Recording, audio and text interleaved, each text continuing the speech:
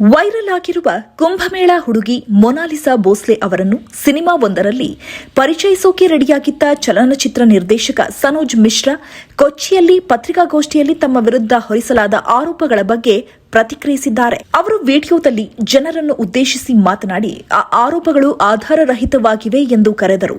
Mona Lisa ಮತ್ತು ಫರ್ಮಾನ್ ಖಾನ್ ಅವರ ವಿವಾಹದ ವಿರುದ್ಧ ಮಾತನಾಡಿದ ನಂತರ ಜಿಹಾದಿಗಳ ಜೊತೆಗೆ ಕೇರಳದ ಕ್ರಿಶ್ಚಿಯನ್ ಮಿಷನರಿಗಳು ತಮ್ಮ ವಿರುದ್ಧ ಕೈಜೋಡಿಸಿದ್ದಾರೆ ಎಂದು ಅವರು ಮತ್ತಷ್ಟು ಉಲ್ಲೇಖಿಸಿದ್ದಾರೆ. ಹೆಚ್ಚುತ್ತಿರುವ ವಿರೋಧದ ನಡುವೆ ಇದು ಅವರ ಕೊನೆಯ ವಿಡಿಯೋ ಆಗಿರಬಹುದು ಎಂದು ಸನೋಜ್ ಹೇಳಿದ್ದು ವೈರಲ್ ಆಗಿದೆ. ಕುಂಭಮೇಳ ಹುಡುಗಿ ಮೊನಾಲಿಸಾ ಬಗ್ಗೆ ಸನೋಜ್ ಮಿಶ್ರಾ ಏನ್ ಹೇಳಿದ್ರು? ಸನೋಜ್ ಮಿಶ್ರಾ ಇನ್ಸ್ಟಾಗ್ರಾಂನಲ್ಲಿ ವಿಡಿಯೋವೊಂದರಲ್ಲಿ ಕಾಣಿಸಿಕೊಂಡು ಮೊನಾಲಿಸಾ ಅವರ ದೌರ್ಜನ್ಯದ ಆರೋಪಗಳಿಗೆ ಪ್ರತಿಕ್ರಿಯಿಸಿದ್ರು. ಜನರಿಗೆ ನಮಸ್ಕಾರಗಳು. ನೀವೆಲ್ಲರೂ ನೋಡುತ್ತಿರುವಂತೆ ಕಳೆದ ಹಲವಾರು ದಿನಗಳಿಂದ ಮೊನಾಲಿಸಾ ಲವ್ ಜಿಹಾದ್ ವಿಷಯ ಬೆಳಕಿಗೆ ಬಂದ ನಂತರ ನಾನು ಅದರ ವಿರುದ್ಧ ಮತ್ತು ಸಂತ್ರಸ್ತ ಕುಟುಂಬವನ್ನ ಬೆಂಬಲಿಸಲು ದೇಶದಾದ್ಯಂತ ಅಭಿಯಾನವನ್ನ ಪ್ರಾರಂಭಿಸಿದೆ. ದೇಶದ ಜನರು ಇದನ್ನ ತುಂಬಾ ಮೆಚ್ಚಿದ್ರು. ಆದರೆ ಈಗ ಪರಿಸ್ಥಿತಿ ಸ್ವಲ್ಪ ಬದಲಾಗಲು ಪ್ರಾರಂಭಿಸಿದೆ. ವಿಷಯವೇನೆಂದ್ರೆ, ಜಿಹಾದಿಗಳ ಜೊತೆಗೆ ಕೇರಳದ ಕ್ರಿಶ್ಚಿಯನ್ ಮಿಷನರಿಗಳು ಸಹ ಒಗ್ಗೂಡಿ ಜಂಟಿ ಕಾರ್ಯಾಚರಣೆಯಲ್ಲಿ ನನ್ನ ವಿರುದ್ಧ ಪಿತೂರಿ ನಡೆಸುತ್ತಿದ್ದಾರೆ.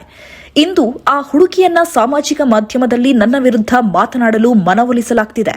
ಅಲ್ಲಿ ಆಧಾರರಹಿತ ಆರೋಪ ಮಾಡಲಾಗುತ್ತಿದೆ ಎಂದಿದ್ದಾರೆ. ಜಿಹಾದಿಗಳು ಯಾರನ್ನಾದರೂ ಬ್ರೈನ್ ವಾಶ್ ಮಾಡಬಹುದು, ಅವರು ಯಾವ ಮಟ್ಟಿಗೆ ಕೂಡ ಕರೆದೊಯ್ಯಬಹುದು ಎಂಬುದಕ್ಕೆ ಉದಾಹರಣೆ ಇದು.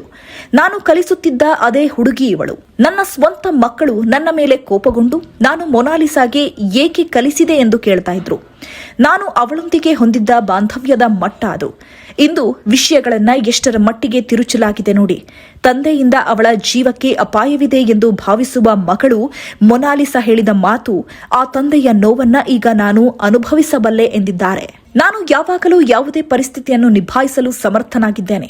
ಜಿಹಾದಿಗಳು ಅಥವಾ ದೇಶದ್ರೋಹಿಗಳ ಮುಂದೆ ನಾನು ಎಂದಿಗೂ ತಲೆಬಾಗುವುದಿಲ್ಲ ಎಂದಿದ್ದಾರೆ. ಇಂದು ಈ ಜನರು ಪತ್ರಿಕಾಗೋಷ್ಠಿಯ ಮೂಲಕ ನನ್ನ ವಿರುದ್ಧ ಪಿತೂರಿ ನಡೆಸಿ ವಿಷಯಗಳನ್ನು ಹರಟಿದ ರೀತಿಯನ್ನ ಇಡೀ ದೇಶ ನೋಡುತ್ತಿದೆ.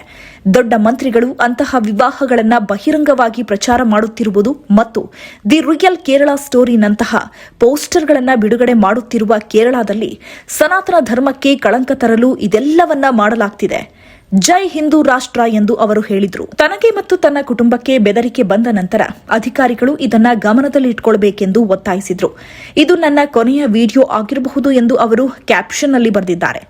ಸನೋಜ್ ಮಿಶ್ರಾ ವಿರುದ್ಧ ಮೊನಾಲಿಸಾ ಅವರ ಆರೋಪಗಳೇನು? ಅನೇಕ ಆರೋಪಗಳಲ್ಲಿ ಮೊನಾಲಿಸಾ ಸನೋಜ್ ಮಿಶ್ರಾ ಅವರ ನಡವಳಿಕೆಯನ್ನ ಎತ್ತಿ ತೋರಿಸಿದ್ರು. ಸನೋಜ್ ಮಿಶ್ರಾ ತುಂಬಾ ಕೊಳಕು ವ್ಯಕ್ತಿ.